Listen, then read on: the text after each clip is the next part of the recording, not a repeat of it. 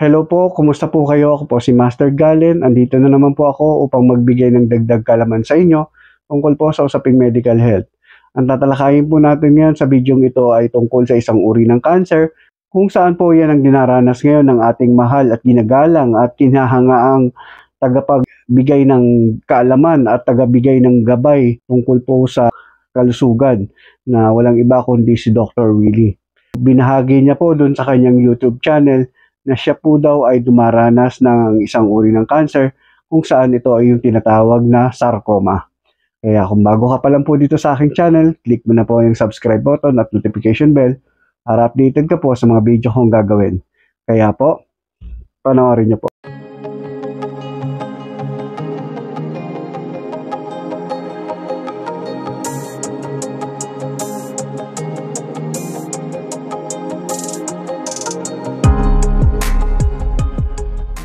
Ano po ba itong tinatawag na sarcoma? Kung saan ito po yung dinaranas ng ating napakabuting doktor na si Dr. Willie.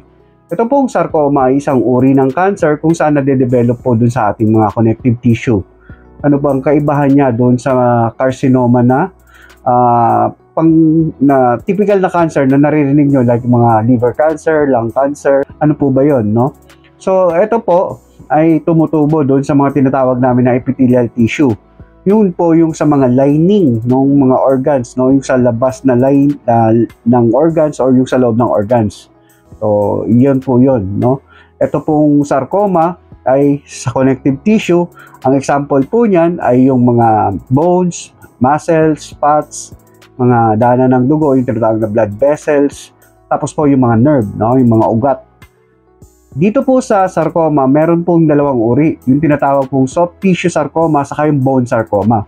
Siyempre, dun po sa soft tissue sarcoma, yung mga nabanggit ko, no? Yung mga blood vessels, nerves, muscles, fats.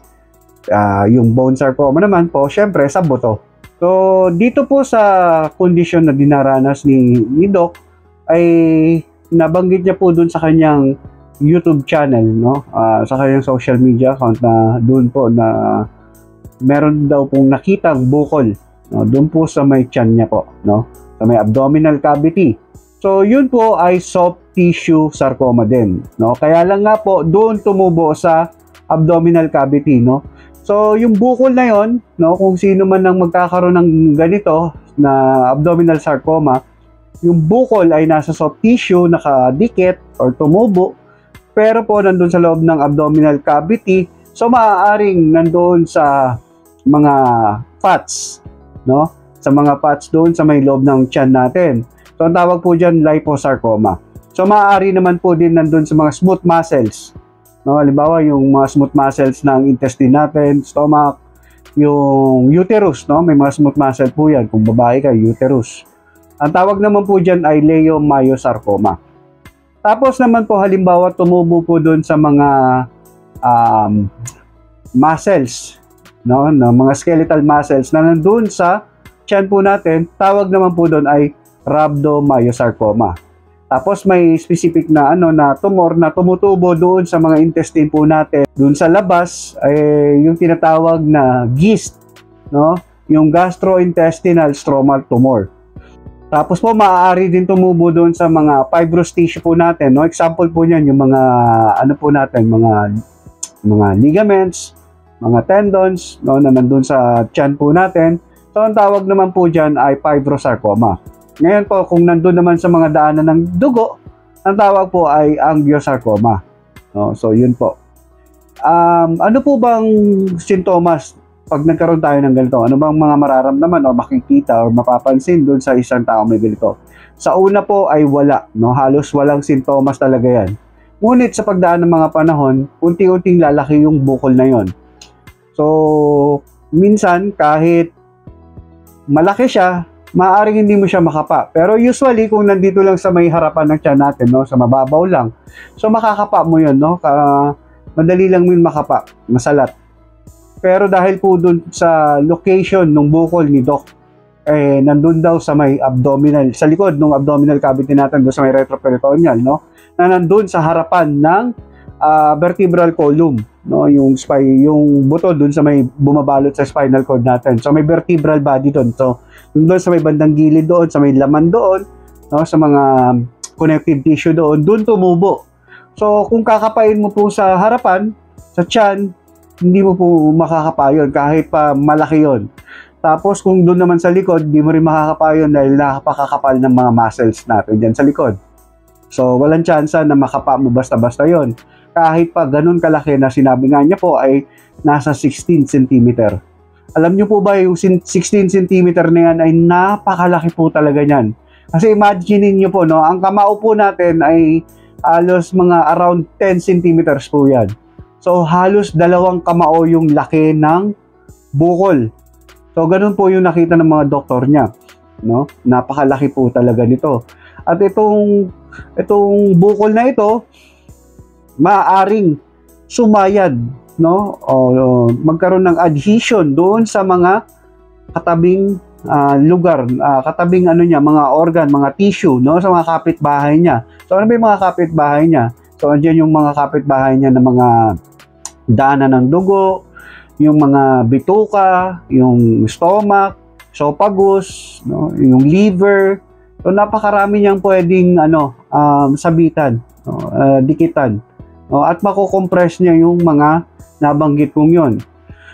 Kaya kung mapapansin niyo po doon sa sinabi niya po, no, namamanas po yung mga paa niya, no. Hindi lang dito sa ganitong kaso, pag ang tao nagkaroon ng ganitong bukol, ganito kalaki, no, hindi lang maaring binti ang mamanas o lumaki. So maaari pati yung balls, no, yung sa lalaki yung balls maaari din lumaki din po yon. Tapos yung sa tiyan po, maaari din lumaki yun, yung tinatawag na ascites. No? Kasi po, naiipit na po yung inferior vena cava natin.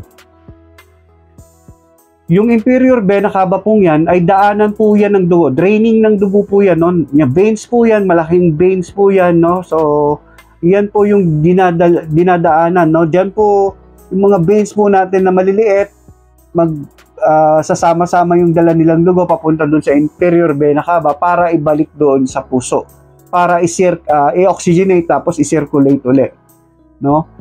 Dahil po sumabit na rin doon, sumayad na rin po doon, so ang tendency mabablock mo yun, no? Magkakaroon ka ng balakid doon sa daloy doon, so tataas ang venous pressure, no? So magkakaroon ng tendency na mag-leak dahil na nagkakaroon ng blood pooling or yung pag-iipon ng mga dugo, no, sa veins doon sa lower part ng katawan po natin, mag-leak doon sa mga dinadaanan niya, yung fluid part doon sa dugo, no, pupunta yun doon sa mga interstitial spaces, no, at yun po ang magkukos ng pamamanas. So ganun po yun. At nabanggit niya rin po doon na nanilaw po yung mata niya. No, nanilaw po yung mata niya. Actually, kung ang mga pasyente magkakaroon ng ganito kalaking bukol at makukompormiso mo ang daanan ng dugo, no, yung inferior vena cava, so maaari mong maapektuhan din po yung atay. So syempre po dahil na-occlude nyo or naharangan or hindi na nakadaloy ng maganda yung dugo doon sa inferior vena cava, nadadamay si atay, magkakaroon ng tinatawag na hepatic congestion, no? Dito na po yung tinatawag namin na inferior vena cava syndrome, no? So magkakaroon ng hepatic congestion, tapos pati yung portal veins natin, o yung daanan din ng dugo, yung nagsusupply dun sa may liver po natin, maaari din yun maapektuhan. So tataas po yung pressure doon. So hindi talaga makakapag-function ng maigi si liver. So hindi niya mai-eliminate, no? Hindi niya matatrabaho, hindi niya mapoproseso yung bilirubin na nanggagaling po doon sa ating mga namatay na red blood cells para mapalitan uli. So yung bilirubin na part, hindi niya mai-eliminate yun, no? So hindi niya mailalabas sa katawan po natin, kaya mag-accumulate po yun doon sa dugo po natin.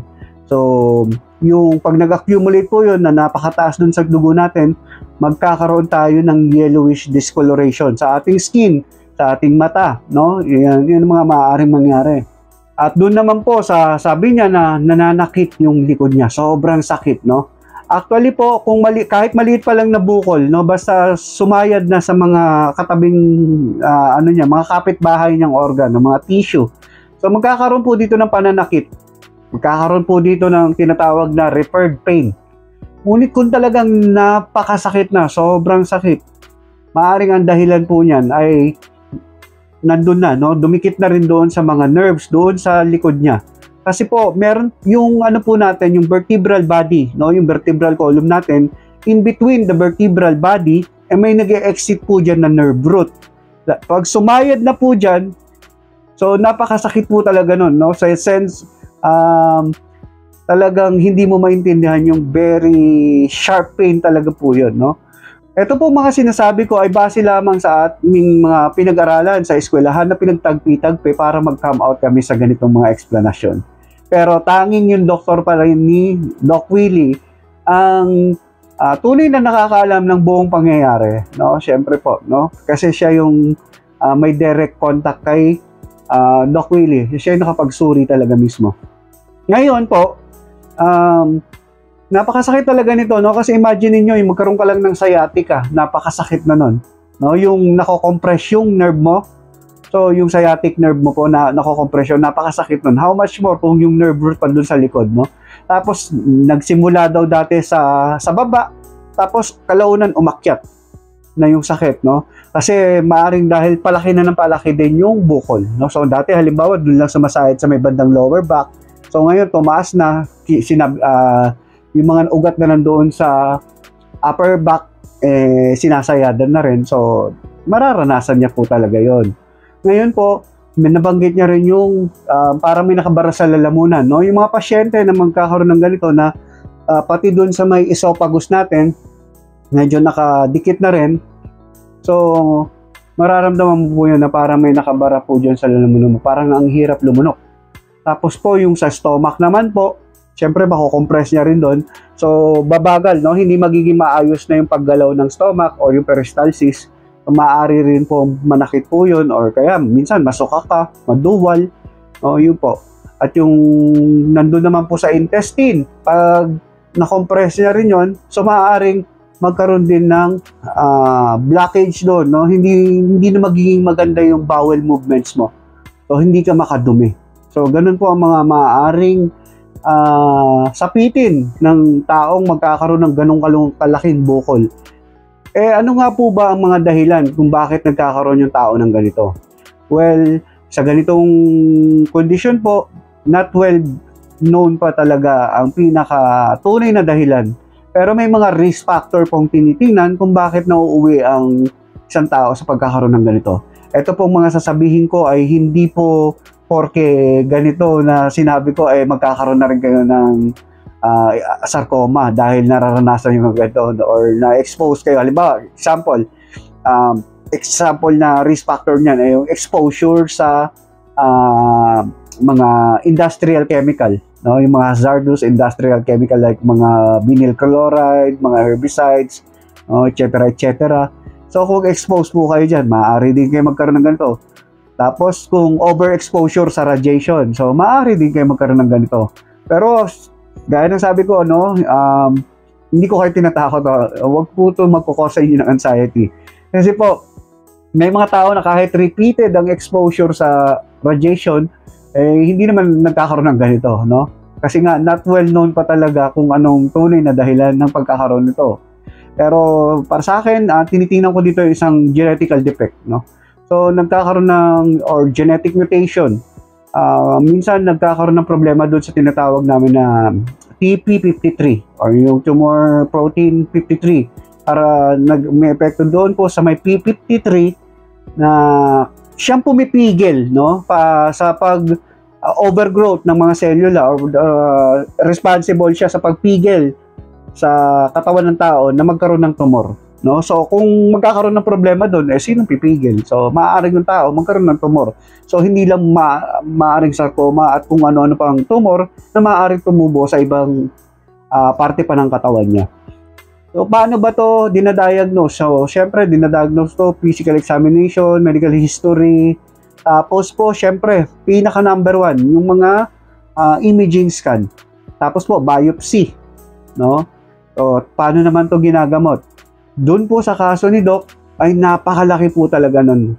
So, kung nakadikit na po talaga doon siya sa mga nabanggit mong organs, napakahirap tanggalin nun. Kasi pag tinanggal mo po yon, madadamay mo po yung mga organs na dinidikitan niya.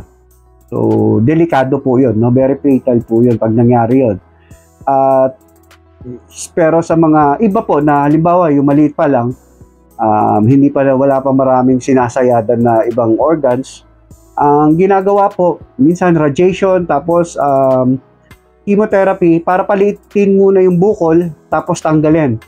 O kaya naman, tanggalin, surgery, tapos po, gamitan ng chemotherapy or radiation para masaid, no, yung mga latak na maaaring matira, na maaaring pagsimulan pa uli ng pagtubo ng tumor.